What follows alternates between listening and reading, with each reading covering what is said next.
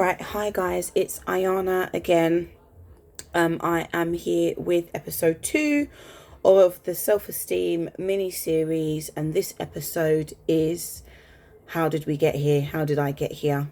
And today I really want to focus on, or in this episode I should say, I really want to focus on how I got here. How has this become a problem?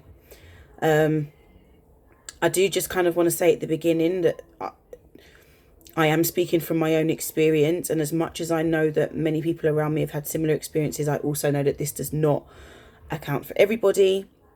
And if I kind of seem to be making general sweeping statements, again, I know this doesn't represent everybody. This is just my experience and a very quick way of me explaining something. You might understand why I say that once I say a few of the things I've said, I'm going to say.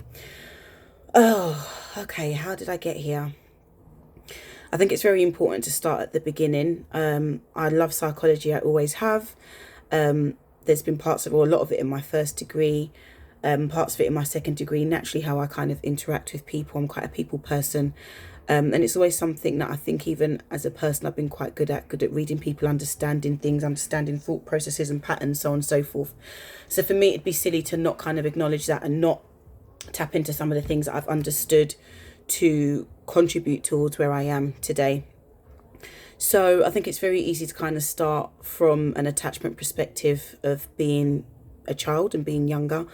And it's already well known and well established that self-esteem kind of comes from your attachments, your primary socialization, your secondary socialization, and kind of builds from there, dependent on the kind of first attachment that you receive and that you have, can really kind of impact the rest of the attachments that you make throughout your life. That's not to say you can't have multiple attachment styles. That's not to say that you don't end up changing. If you've had really strong attachments in the beginning of your life, you end up having not so great ones later on, and vice versa. So we know all of that. We're not here to have a psychology lesson or a debate about, this can happen and that can happen. We get that. I'm just, again, speaking for me. For me, I wouldn't say that I had the best start in terms of attachments as a child. I think that was kind of the foundation, or created the foundation for me not having self-esteem growing up.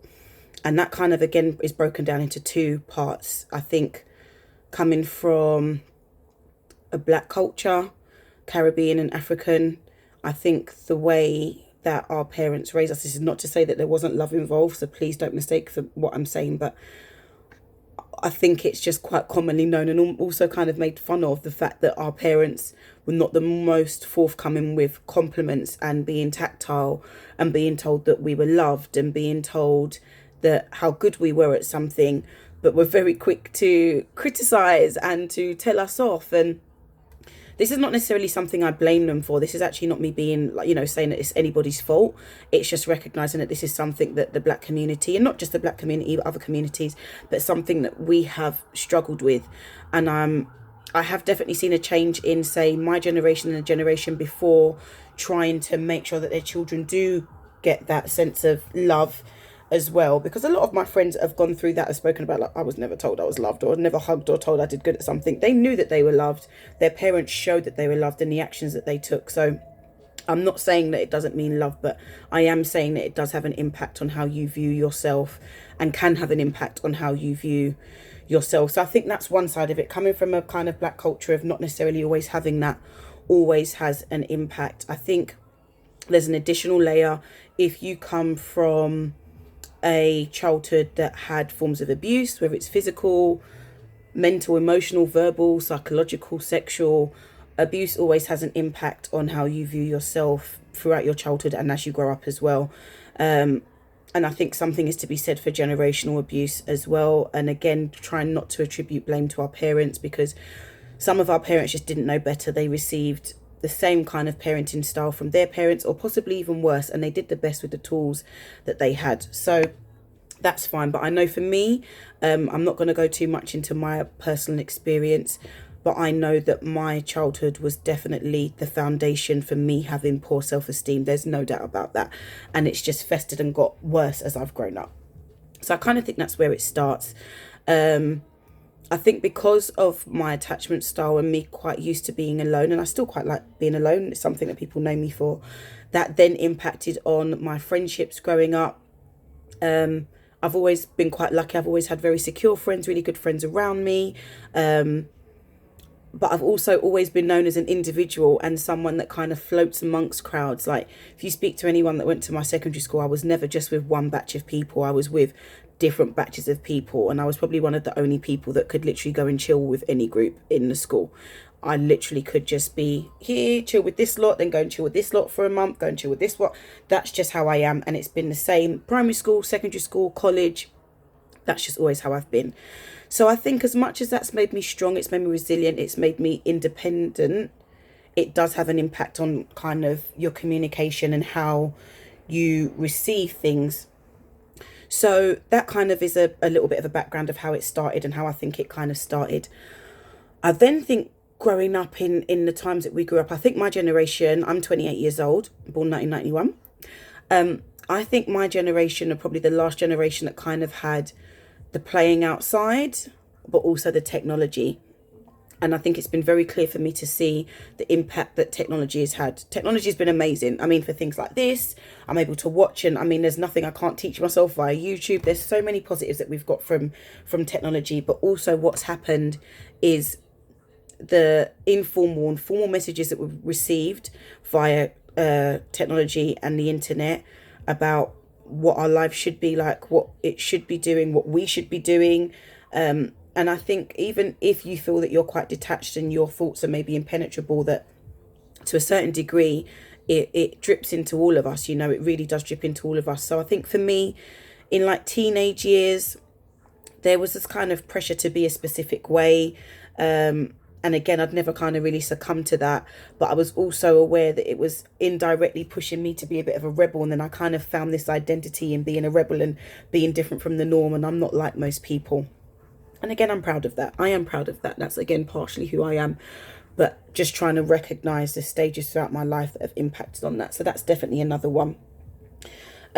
Social media up until this day has had an impact on me, so much so that I had to take a sabbatical from social media, just because I found that I'm sitting looking at other people thinking, oh my gosh, that's where you should be doing this, you should be doing that, you should be doing this. And I had a discussion with somebody, someone that's not that close to me, but I had a discussion with somebody that kind of was like, but I look at your life and I'm just like, oh my gosh, I should be doing what she's doing. She's got this, she's got her own house, she travels, she does this, she does that. And I just sat there and I was literally gobsmacked thinking, you're watching what other people have and you're not even paying attention to your own.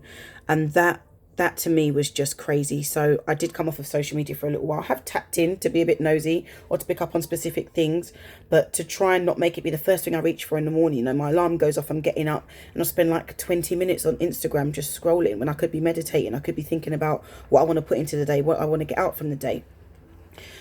So I had to really cut that off and make sure I took a back seat from that, and also choose the people that I'm around. I'm very, very peculiar and picky with my energy, who I choose to share it with, who I choose to let into my life and stay in my life. You will find, if you're an empath or if you're someone that's known to be a big character, people are drawn to you, and they're drawn to you because of your energy and your aura. I'll probably do a whole another mini series on spirituality and being an empath, because that comes with its own issues. But just being aware of that and trying to protect yourself spiritually is also something else that I've had to learn. And I do think that also impacted on my self-esteem, simply because people were depleting my energy. I wasn't even aware that, you know, people were depleting my energy, and therefore I've got nothing left for myself. I've got nothing in the tank left for myself. So I really had to kind of think about that and take a step back from that. But also, I think as I've got older as a woman, there's a strong kind of, and for me, this is not necessarily just something external. For me, there's this strong kind of sense of, okay, well, I want to be a mother, I want to be a wife, I want to do all of these things that I attribute happiness to. And with not getting that, I get a bit like, oh, so what's going on? What's so wrong with me? Now, I know there's nothing wrong with me, and it's the same with a lot of guys and a lot of girls. We know realistically, if we wanted a partner, we could have a boyfriend or a girlfriend by the end of the day. It's not about a lack of interest. It's about us choosing what's good for us and knowing what's going to benefit us and contribute to our lives, instead of them coming and tech. So I do find it frustrating that even though I know that this is the case, it can still have that impact on my self-esteem and my self-worth. So I think it's important to try and remember that. Very difficult, but important. And I think the last thing that kind of contributed towards my self-esteem is my thought process and how I deal with things. Now, one thing I love about myself is I'm very strong-willed, I'm very headstrong, and not to say I'm not able to listen to other people's opinions and stuff, I am very much so, but I'm very secure in what I think. So I'll give you an example. I could look like an absolute state, and if I feel amazing, there's nothing anyone that will be able to say that will make me feel any different. So someone could be like, oh God, she looks a bit rough, or Jesus, did you see the state of Iona today? And I'll be like, yeah, you're right. Yeah, that's great. But on the flip side of that is that when I'm feeling negative about myself, there's nothing that anyone can say that's positive that makes me feel any better. And I mean, absolutely at all. And it's quite bad. Like someone could say, oh, you look so nice, or this was really good, or I really like that. And I'll be like, ha, ha, ha, ha. That's what I do in my head. And I know it seems dramatic, but that's honestly what I'm like in my head. And as much as that served me really well with loads of things, it's really blocked me from progressing and being able to build up my self-esteem.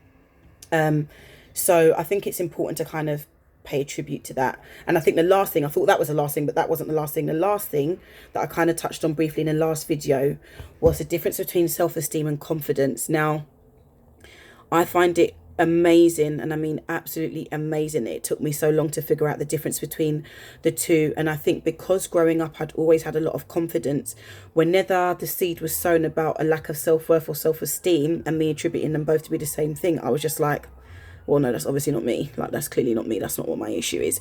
And be searching for other things, trying to find other reasons as to why I was the way I was, because I just couldn't accept that they were completely different things.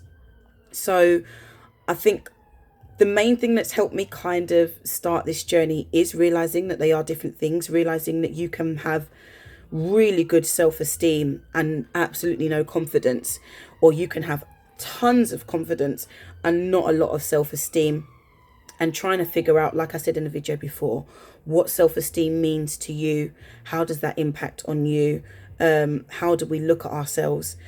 One of the things that I've said before, and it's quite sad, is that if I'd ever heard somebody else speak to somebody else the way I speak about myself to myself in my own head, I would say that person's not a very nice person and you should stay away from them. And I would never ever speak to anybody else the way I speak to myself in my head, the way I think about myself in my head.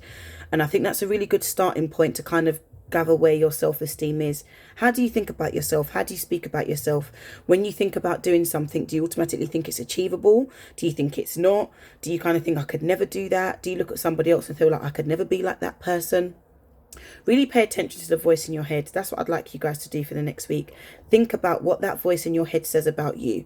And if you heard somebody else talking about somebody else the way you speak about yourself, what would you think of that person? And what would you do about it? Anyway, guys, I'm going to wrap it up there. I could talk about this forever, but I'm trying to keep them really, really, really short. So that is episode 2. How did we get here? And I look forward to seeing you guys again. Bye.